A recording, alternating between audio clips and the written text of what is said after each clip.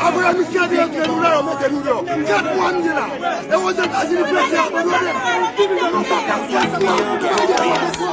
Imaginação. Já quando lá?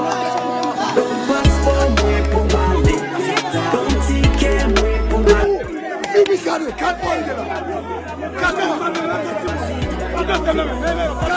você deu passeport bagagem.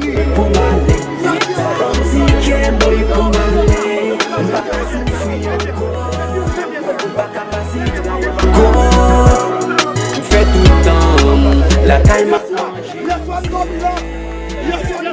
à cause pas de travail, ça va moi toujours rasé.